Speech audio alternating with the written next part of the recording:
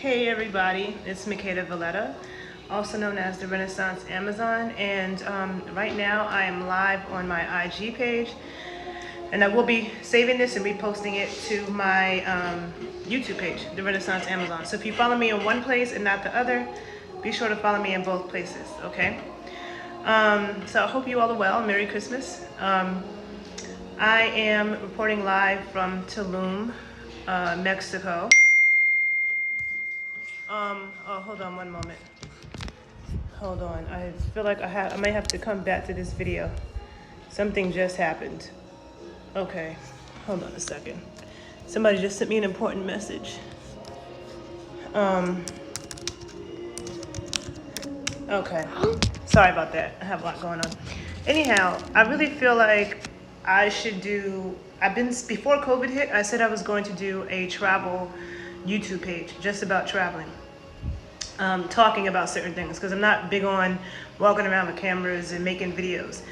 But I did want to do a quick video real quick about Tulum. I've been here now for 3 days, okay? My first time here, my first time in Mexico.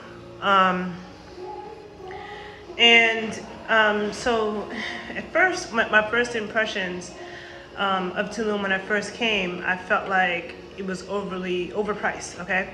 You have Tulum town and then you have the beach, right? And on the beach, people that are staying on the beach are paying like $2,000 a night, $3,000 a night for a room on the beach. There are beach clubs. Some of the beaches cost $50 to go on, $25 to go on, but then there are free beaches as well. And the road that runs alongside the beach is not very walker friendly.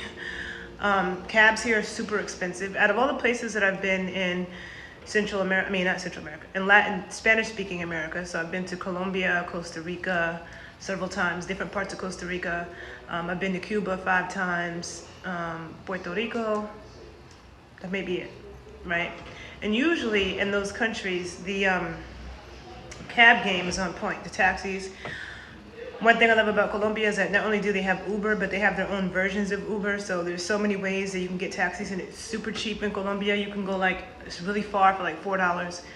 And when you use an app like Uber, you put the address in, you don't have to hassle with the driver over the price or over, they don't know where you're going. Because that's one thing I find in all of the Latin American countries I go to. The taxis never recognize the address. Whenever you show them the address to where you're staying, they never know. So that's always a struggle. So that's the benefit of that. But here, there is no Uber. I heard that there's Uber in Cancun. There's no Uber here in Tulum. And so you have to take taxis. And me being from New York, I'm used to gypsy cabs, right? Gypsy cabs are cabs that you negotiate with, okay? And if they know that you're not from there, they'll try to jack prices. And that's one thing that kind of annoys me in general with traveling to countries. I don't like saying third world countries because that's like disrespectful to me, but like poorer countries that are poorer than the US, if you want to say that, they always want to, when they realize that you're from the US or from Canada or from Europe, they want to jack the prices, right?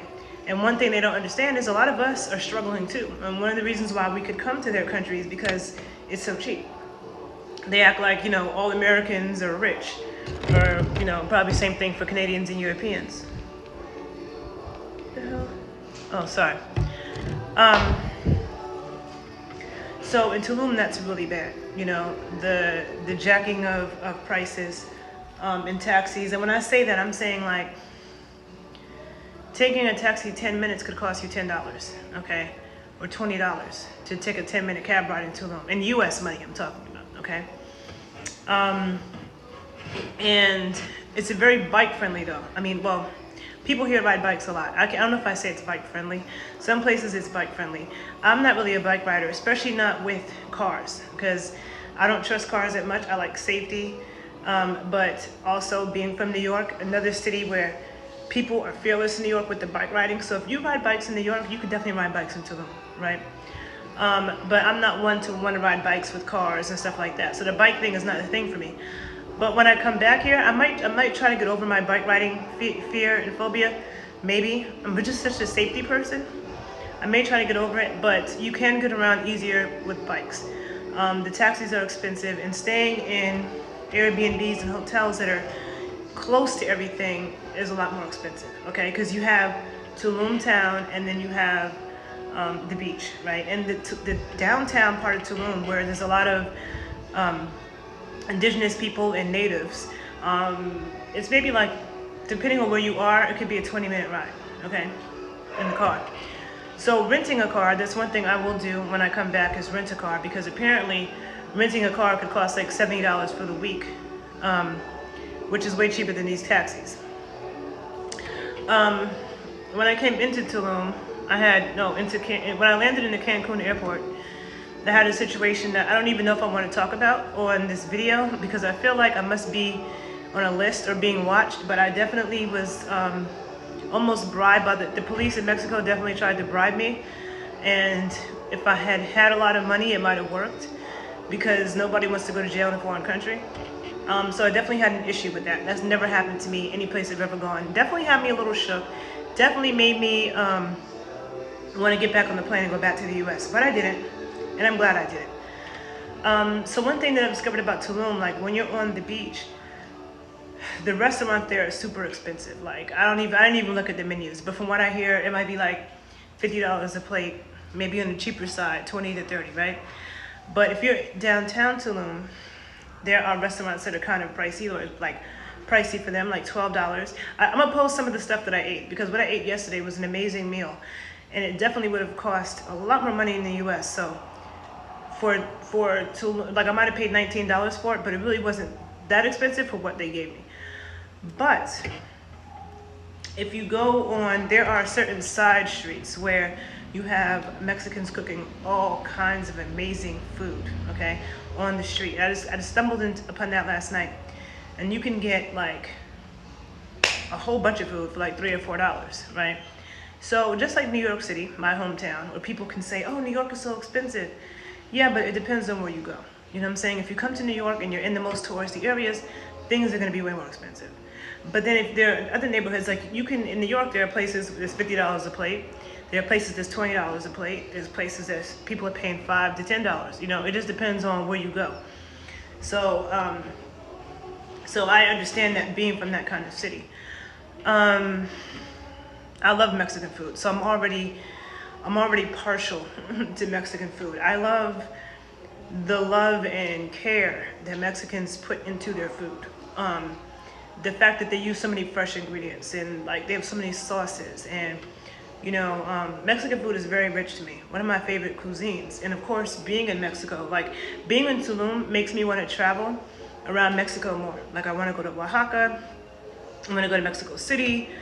I'm going to go to Puerto Morelos tomorrow, which is a town that is close to Tulum, but it's in between Playa del Carmen. No, it's in between Playa del Carmen and Cancun, I think. So you have, you know, I landed in Cancun. Tulum is about a 90-minute to 2-hour drive from Cancun. But in between that, you have Playa del Carmen, and you have Puerto Morelos. Puerto Morelos and Playa del Carmen are much cheaper than Tulum, okay? But even with Tulum, like Tulum can be expensive, but there are actually a lot of Airbnbs here that are amazing, and they're not super costly actually. And of course, because it's the holidays, things are gonna be more expensive. And it's so funny how many people are here during the holiday. Like lots of couples, lots of families, and groups of friends, okay? There's so much that I want to say, like I felt like I had to do a quick video, but I do think that I am going to probably proceed with my travel YouTube channel and see if I can make some travel videos for you all, because traveling is what I do. But if my dad knew that the reason why I came to Mexico, I was already going to come to Tulum back in October, but then a hurricane hit, so I had to cancel that trip. And then I've been thinking about a place to do my next workshop. Like I've been wanting to do a workshop with men and women. You know, I teach my sensual strength training class. I have my Kundalini strength training class for men. And I've been wanting to combine the two, you know, have a men's and a women's retreat. I've been wanting to do that and trying to figure out how to do that. Because I know that men need assistance. The men need to work on themselves too.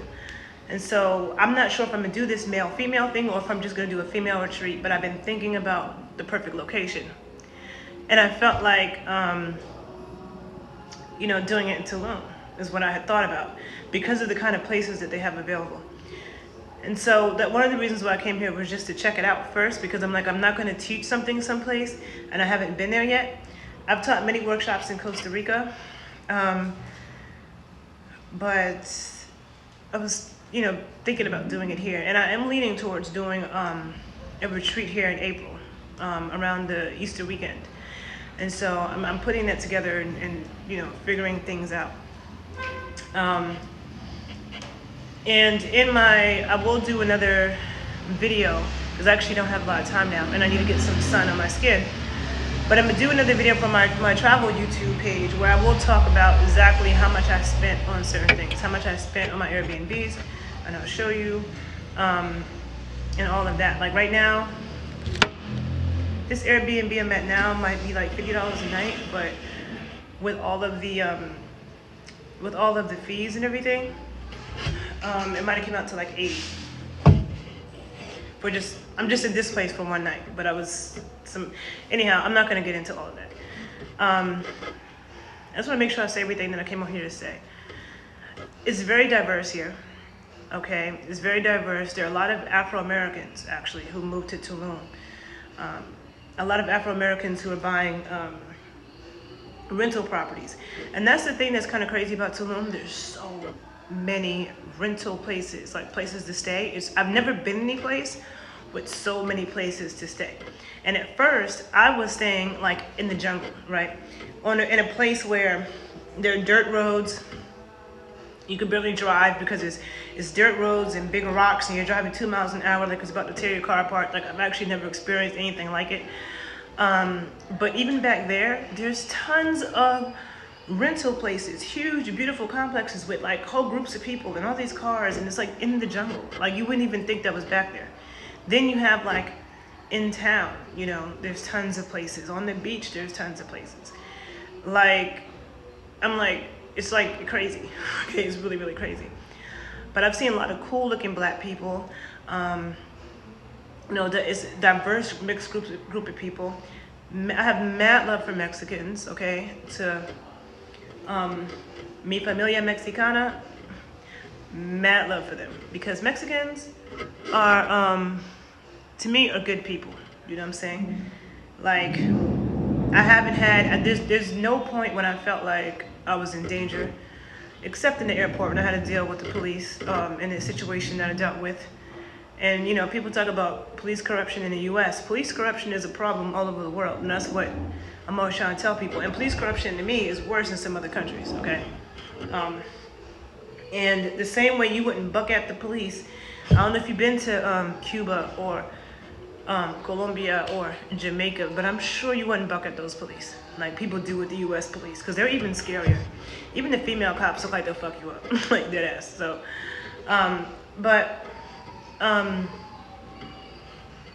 the beach though at Tulum, I feel like, I've been once, I might go again, but I feel like the beaches in Miami might be nicer, just because there's a lot of seaweed, okay?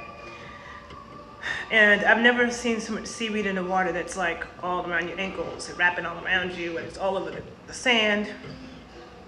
But there are cool vibes on the beach, lots of hangout spots and cool people and cool vibes. So I definitely will come back down here during a cheaper time, because like I said, it's a little bit more costly now because of the holidays. I was supposed to leave tomorrow, but because I love it so much, I decided to stay until January 1st. And I have a dear friend coming down to join me, so we'll be here together until the 1st of January. And I look forward to coming back down here. Lots of good food. I'm trying to think if there's anything else I want to say. What I will say is, the first Airbnb I stayed at was in a big house in the jungle. It was a little bit annoying because it wasn't walking distance into town, and taking a cab into town would cost 50 to 100 pesos, which is 20 pesos is $1 US. So, $5, going and $5 coming back, that's easily $10 just going and coming back. And if you want to go and come back twice in a day, you just spent $20. In Colombia, Ubers were way cheaper, cabs are way cheaper. So for me, I prefer to be someplace where I don't have to take a cab every time I want to go somewhere, where I can just walk. So for somebody who's coming to Tulum, if you do stay someplace that's like a little bit off the beaten path, it's probably best to rent a car, okay? Which is what I would do when I come back, because car rentals apparently are very cheap. And I think that we're gonna rent a car tomorrow for the rest of the time that I'm here, because then we can go to the cenotes. I haven't done that yet, but I'm going to go to the cenotes. So I'm gonna do another video after I go to Puerto Morelos and I go to some cenotes. I'm gonna tell you more, but if you don't know what cenotes are, because most people have never heard of it. I had never heard of it. And when I talked to my friends, they had never heard of a cenote. But it's basically like it's like an underwater, it's a cave underwater, basically. And I think it's like limestone that fell or something. The Mayans say that it's a door to the underworld, that the spirits reside down there. And it feels and looks like that. Some people like it better than the beach. I'm going to go there. It's really blue and beautiful. Just Google it and look up cenotes, C-E-N-O-T-E. And you'll be enlightened to some shit you probably didn't even know about. For the people who follow me know that I vibe heavy with native cosmology, native culture, and native ways of thinking. And so Mexico to me has some very strong energy when it comes to that. Even when it comes to birthing.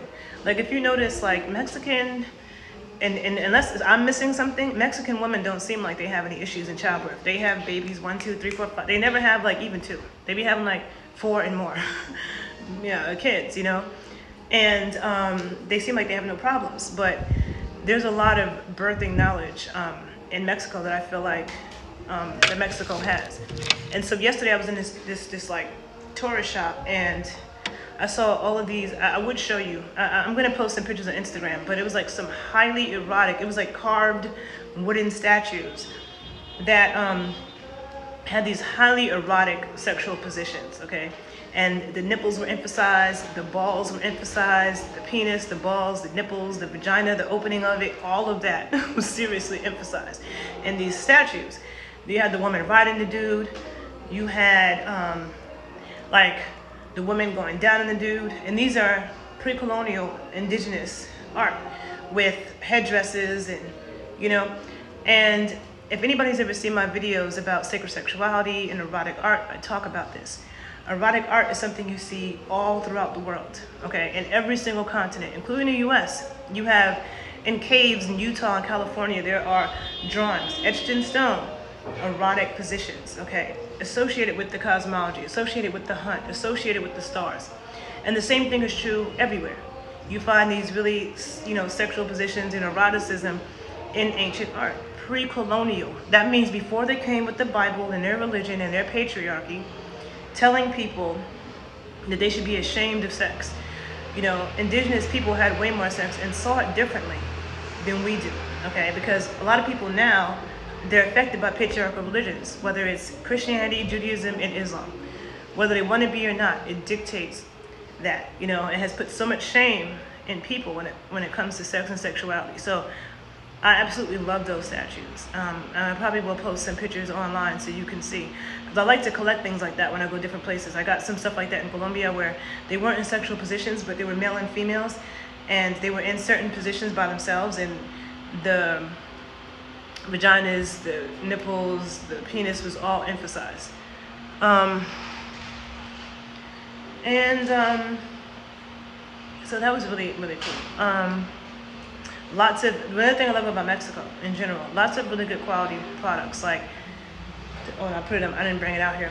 Like, I like good quality incense. Not all incense is good incense. A lot of incense is actually very toxic. But they have a lot of good quality incense. Copal y Palo Santo. Which Palo Santo is like also an indigenous wood that comes from South America, that's burned to get rid of negative energy, kind of like sage, but I like Palo Santo better. Copal is also similar, but from my understanding about Copal, is for really like bringing good energy and friendships. And then I found out copal also gets the mosquitoes out the way, because mosquitoes don't like copal. So I learned that as well. And so you see people selling very high quality things, okay, in Mexico. The food is high quality. People's energy is high quality. And so I'll definitely be coming back to Mexico. And I'll definitely be doing another video after I spend some more time, see some more things. And I will be putting some videos on my travel YouTube page that I think I'm going to do, anyhow, I'm going to go because oh, the last thing is I'm also a weed smoker, that everybody knows that. And you can find it pretty easily in Tulum. Mexico and Colombia are supposed to be like the world leaders in marijuana soon. In Colombia, I've definitely gotten really good weed for really cheap. And here you can find it too. And it's supposed to be decriminalized, but no one's trying to mess with foreign police. But anyhow, I'm going to leave this here. And the other thing, one more thing about here is that apparently Christmas Eve is the big celebration, not Christmas Day. But on Christmas Day, like, many things are open.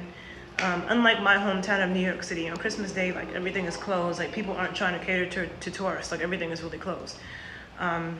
So it's cool. But thank you all for listening. And if anybody has anything to share about Tulum, please feel free. I'm gonna go on about my day, and you'll hear from me soon, okay? Bye, people. Have a good day.